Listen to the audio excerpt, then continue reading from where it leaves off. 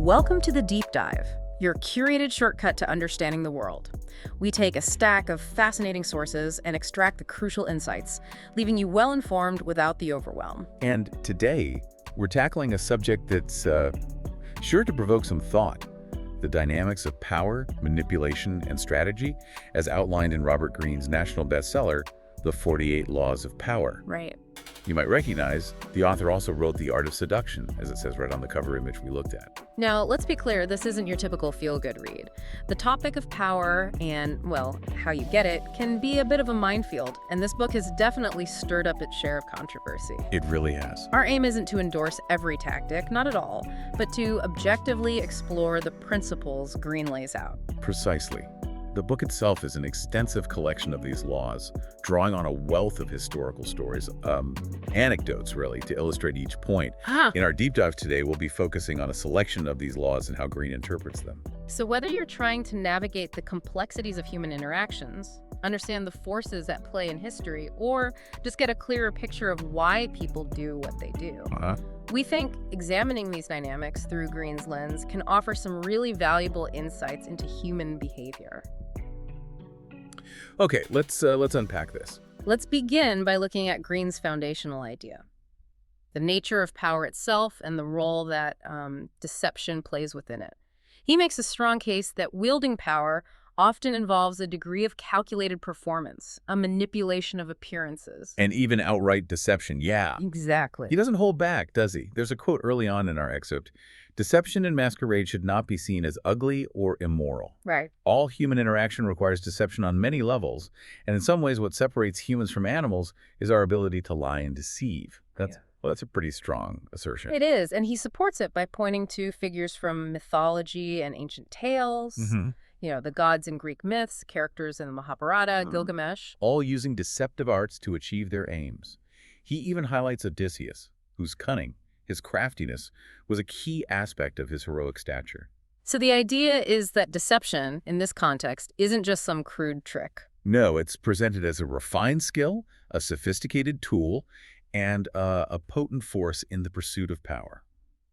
All right, let's get into some of these specific laws. The first one that really jumps out is Law 1, never outshine the master.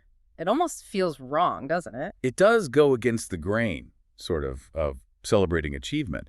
But the core principle here is about making those above you, your superiors, mentors, anyone in authority, feel secure. And superior. And crucially superior, yeah. In their own intelligence, wit, charm, whatever. It's about skillfully managing their potential insecurities. The example of Galileo and the Medicis is really interesting here. Instead of just showcasing his discoveries, he cleverly linked the Medici name to these grand cosmic forces, essentially making them appear more brilliant by association. Exactly. The interpretation points out that those in power often care less about the technical details, the latest invention, as it says, and more about their own name and their glory. So by connecting the Medicis with the stars, Galileo gave them something much more valuable than just a new gadget. He enhanced their prestige, yeah. Politically valuable. And the Keys to Power section really hammers this home. Everyone has insecurities. Showing off your own talents too brightly, especially around the boss, can breed resentment. It's a delicate balancing act, isn't it? Totally. You want to be seen as capable, but not so much that you make your superiors feel inadequate. It's not about being incompetent, but maybe strategically positioning yourself. To make them shine. Yeah. Precisely.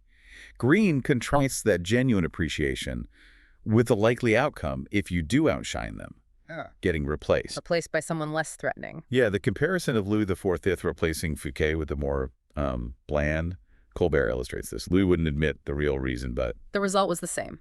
Then there's the rather grim story of Cesare Borgia and Prince Manfredi. Oh, yeah. Borgia, despite his power, was apparently so insecure that he had this charming, naturally superior young prince eliminated. Simply for existing and making Borgia look less impressive, yeah. The advice to mute your good qualities around such vain figures is pretty stark. It really highlights the psychological undercurrents, doesn't it? It does. It's not always about overt competition. Sometimes it's navigating those fragile egos. Moving on to Law 2. Never put too much trust in friends. Learn how to use enemies. This one also feels like it goes against, common wisdom. It definitely does. The judgment here is quite direct. Friends are more likely to betray you. Because of envy. Due to envy, yeah. And they can also become entitled, tyrannical even. Former enemies, on the other hand, they often have more to prove. So they might be more reliable. Potentially more reliable, yes. The story of Michael III and Basilius really brings this into sharp focus. Michael trusted his friend who lacked experience. Right, over potentially more capable people. And it led to serious trouble. And that quote from Diane de Poitiers, "To have a good enemy, choose a friend." Wow. It's memorable, if cynical. Mm-hmm. The core insight isn't just about using enemies, maybe, but the dangers of unchecked trust. And the potential benefit of having diverse, even critical perspectives around. Exactly. It highlights the idea that friends, knowing your vulnerabilities, your history, they're in a prime position to exploit that. Ah, okay.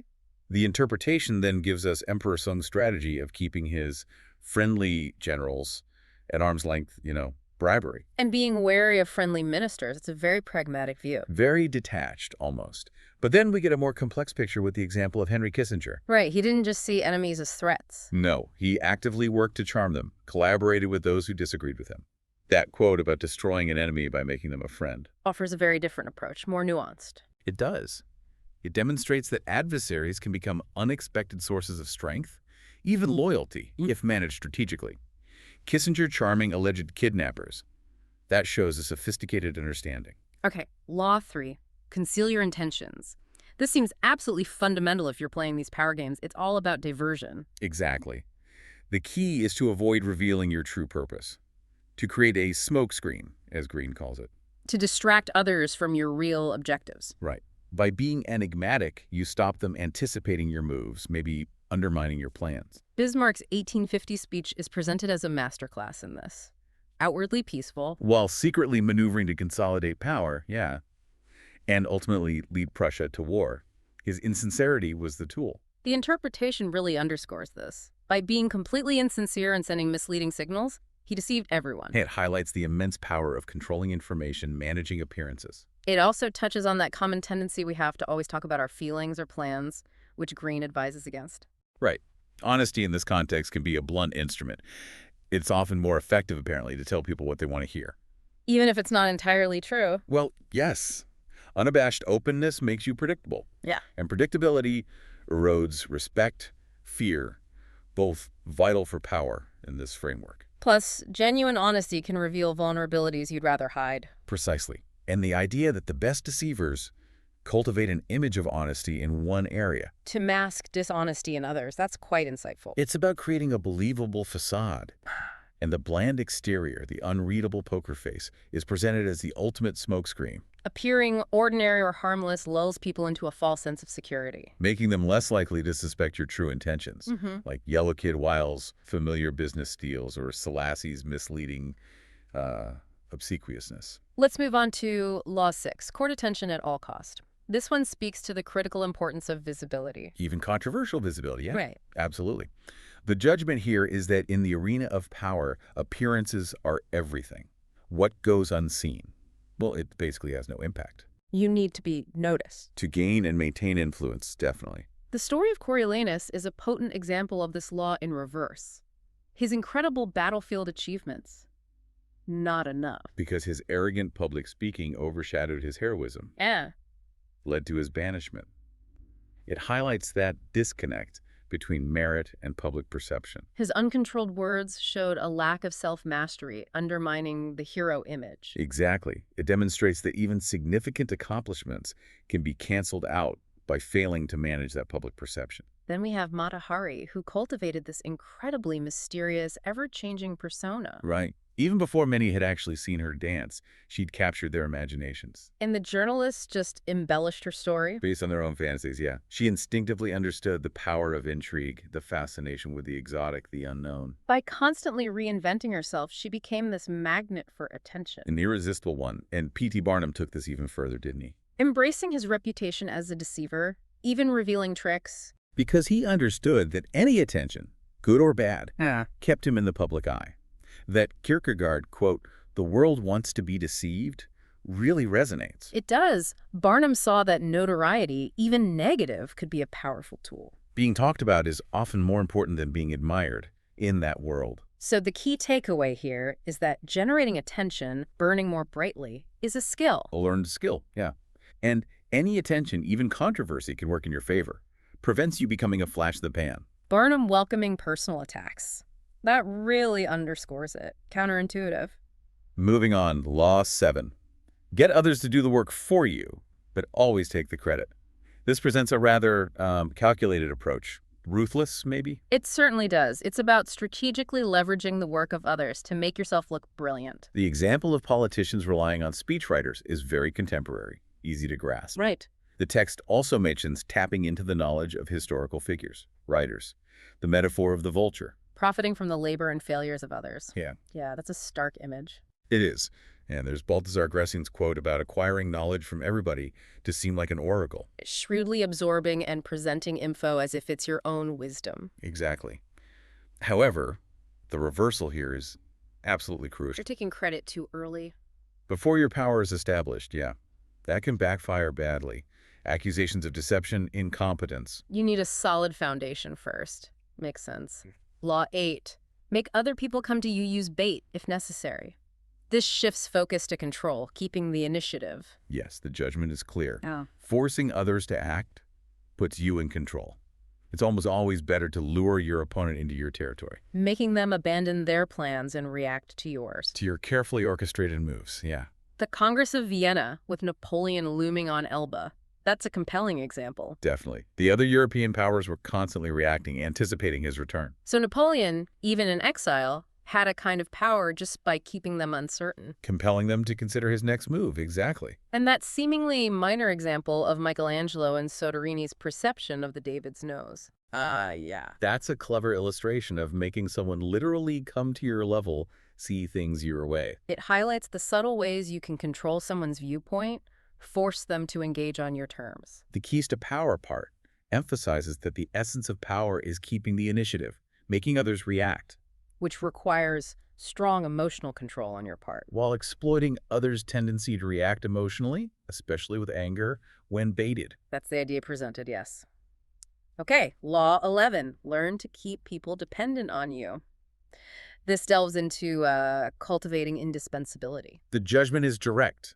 Make others rely on you for their happiness, prosperity, so they fear you leaving. The cautionary tale of Lola Montez, who alienated her supporters and lost her influence after King Ludwig had to expel her. That shows the danger of failing to do this. Right. And conversely, Bismarck's strategic alliance with the seemingly weak King Frederick William IV.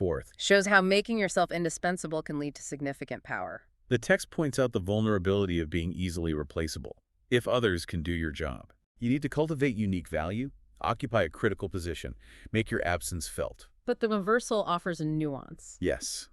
Complete independence might seem like the goal, but it can lead to isolation, resentment. So the advice is more about mutual dependence. A carefully managed mutual dependence, yeah, rather than absolute isolating control. Law 12. Use selective honesty and generosity to disarm your victim. Another intriguing example of calculated manipulation. Precisely. The core idea is that one well-timed, believable act of sincerity or generosity can mask numerous dishonest intentions. It lowers suspicion, makes people vulnerable. Count Victor Lustig's con of Al Capone. That's an amazing example. It really is. Capone, notoriously suspicious, was disarmed by Lustig's classy style, his apparent honesty. And ended up trusting him with money. Exactly.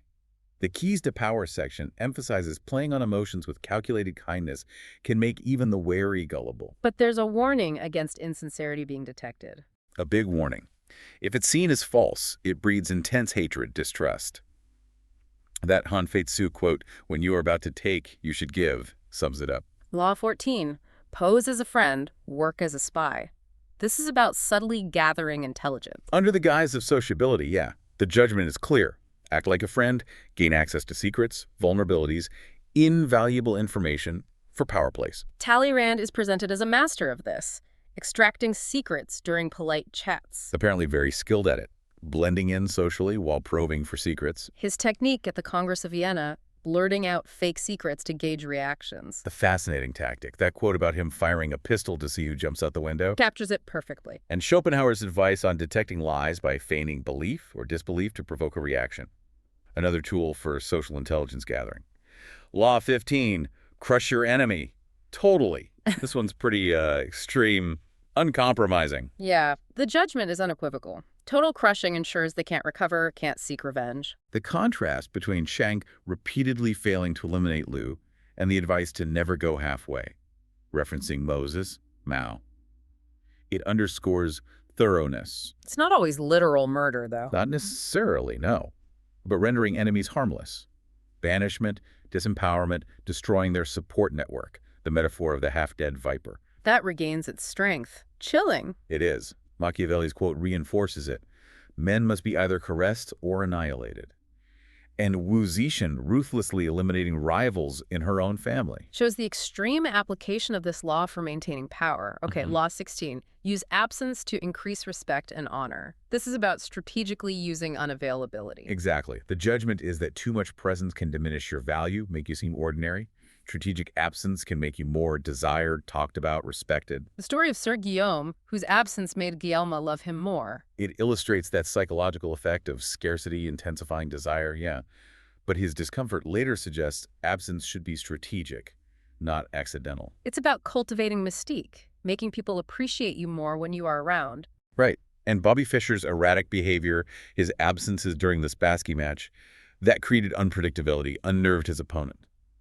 Another way absence can be a psychological advantage. Law 17. Keep others in suspended terror. Cultivate an air of unpredictability. Builds on that idea of keeping people off balance. The judgment is that being consistently unpredictable keeps people guessing, creates unease, even fear. That can be a source of power. The example of Filippo, whose shifting moods kept his courtiers anxious. Illustrates it in a personal, courtly setting. Yeah. And Stonewall Jackson's sudden changes in direction in the Shenandoah Valley. Caused confusion and terror among Union forces, showing its military effectiveness. Han Feitzu's quote about the inscrutable ruler reinforces it. But the reversal is interesting, too. Predictability can sometimes be used strategically. To lull opponents into complacency, yeah. Setting them up for a sudden, unexpected move against the pattern. Law 18. Do not build fortresses to protect yourself. Isolation is dangerous. A crucial warning against hiding away. The judgment being that isolation cuts you off from vital info, limits understanding, makes you vulnerable. Qin Shi Huangti's extreme isolation, leading to lack of awareness and downfall. That's the stark warning. Contrasted with Louis XIV's court at Versailles, where proximity meant power, keeping him informed, at the center of everything. So the key takeaway is isolation breeds distorted perspectives, makes it hard to see threats. And respond effectively, yes. It might seem safe, but it's presented as dangerous. Law 19. Know who you're dealing with. Do not offend the wrong person. This stresses social intelligence and astute awareness. Precisely. The judgment. Different people react very differently. Offending the wrong person can unleash devastating revenge. The text gives a typology. Opponents, suckers, victims. Highlighting the need to accurately assess who you're interacting with, yeah. And the description of the arrogant and proud man as particularly dangerous. Prone to extreme vengeance over perceived slights, yeah. The advice is basically flee from such types, or at least be extremely careful. Law 20. Do not commit to anyone. Advocating for strategic independence as leverage. The judgment. Remaining uncommitted makes you master of others' hopes, desires. You can play sides against each other. Queen Elizabeth I is the prime example here. Avoiding marriage, war commitments. By dangling possibilities, yeah. Maintaining her power and desirability. Balthazar Gracian's, quote, do not commit, for that is to be a slave, sums it up. It does. And Isabella d'Este skillfully maneuvering between Italian states when France threatened Milan.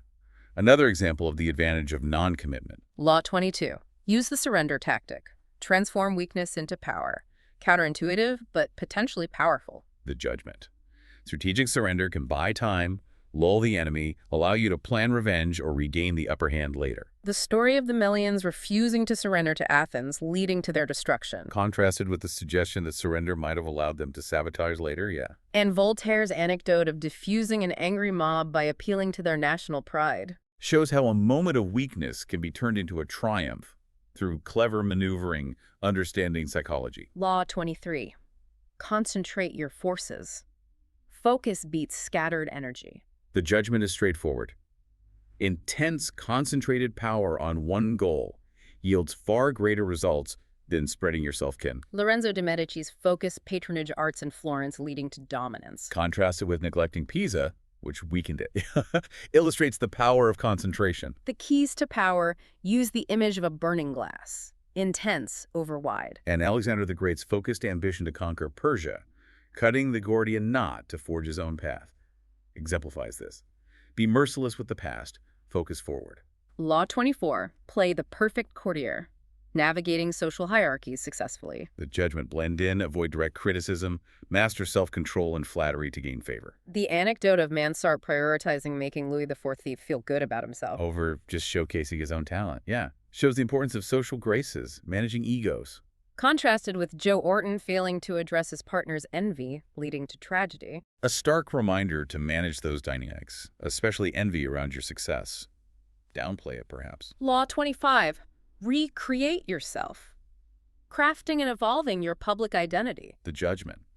Reject imposed roles, forge a new, compelling identity that commands attention, avoids predictability. Julius Caesar's public spectacles as edile, creating an image, laying groundwork for power. A masterful exercise in image crafting, yeah. Casanova's advice on being adaptable, playing different roles, reinforces that idea of self as performance. And George Sand creating a masculine persona to defy societal limits, gain power. Another strong example. Law 26, keep your hands clean, using scapegoats, basically. Strategically, yes. Judgment. Use others for unpleasant or risky tasks to conceal your involvement, maintain a clean image. Richelieu using Father Joseph as his gray eminence. To carry out ruthless policies while Richelieu seemed more statesmanlike, exactly. But there's a caution against using dupes for really high-stakes stuff. Where betrayal is too costly, yeah.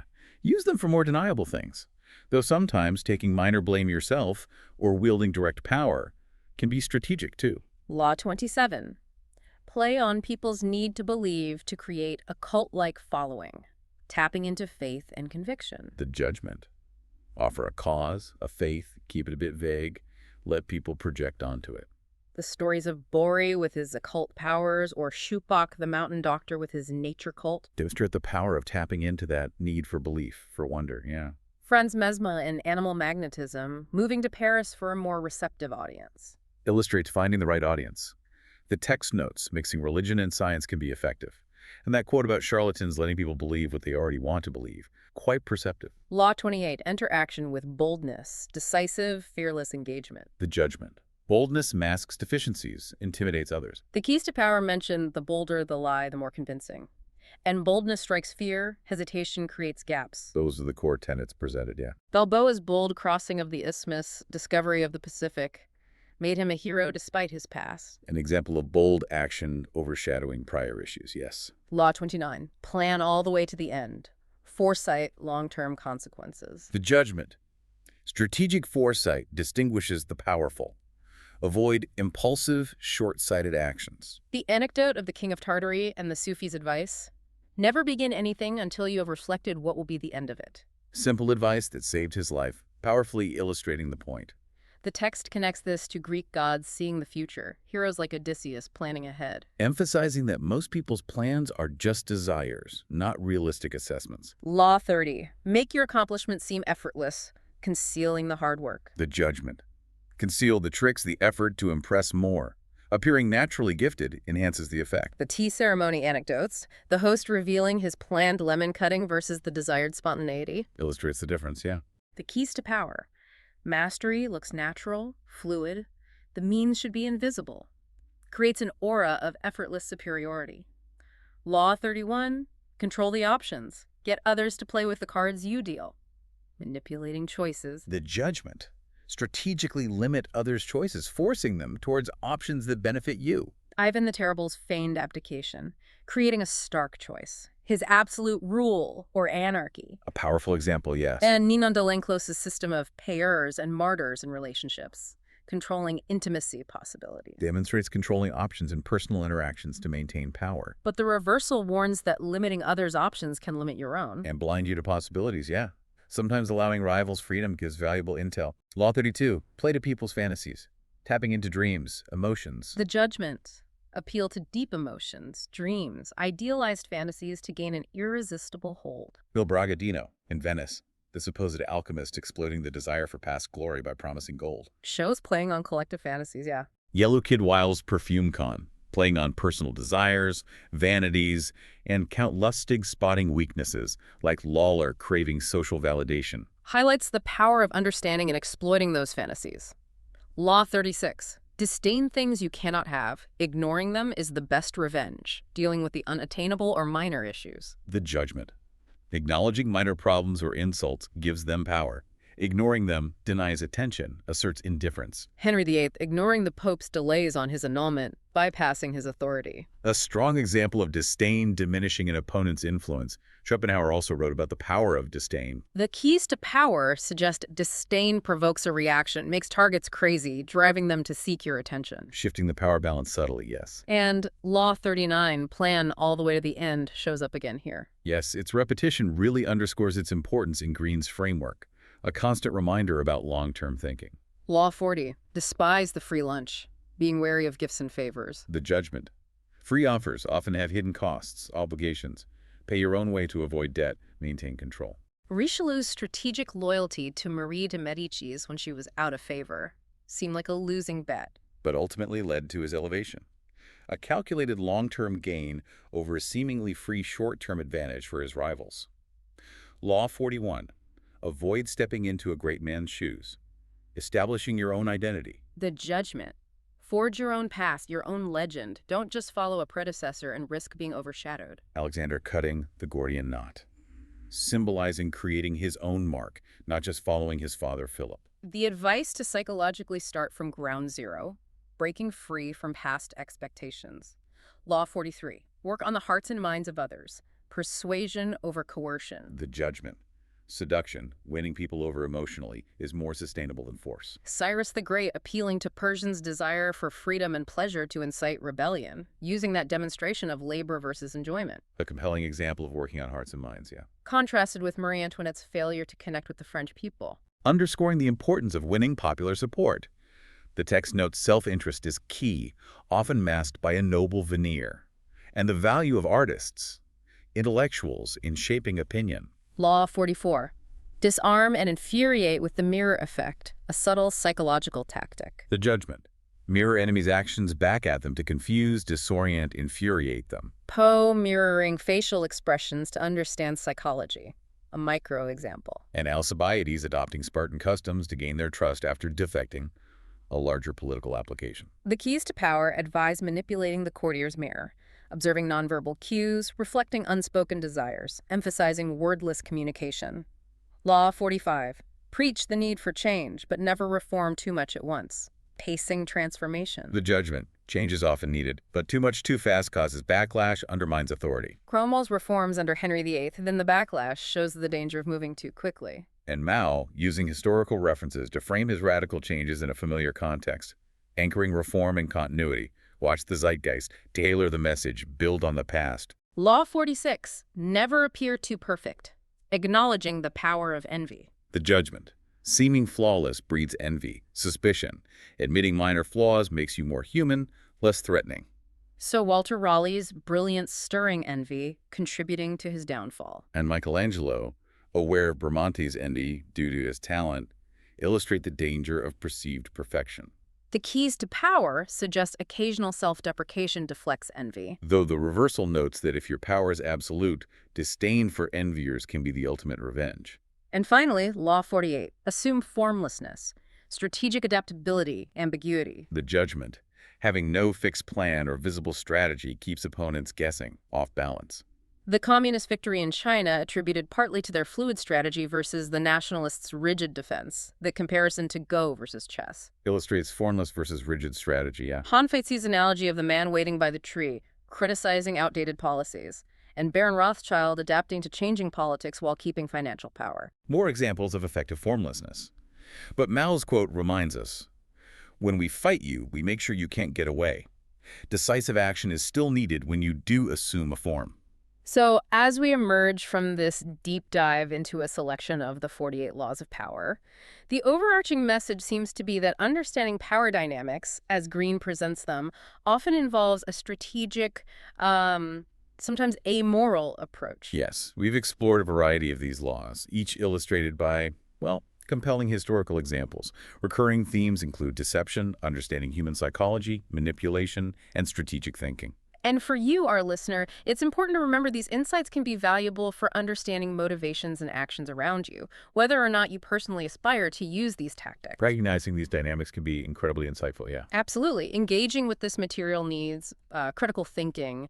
It's essential to consider the ethical side, the real-world consequences. Mm. So here's a final thought for you to consider. Now that you've gained this glimpse into these intricate dynamics of power, how might you become more aware of them operating in your own daily life and, in the broader world around you? It's definitely something worth reflecting on.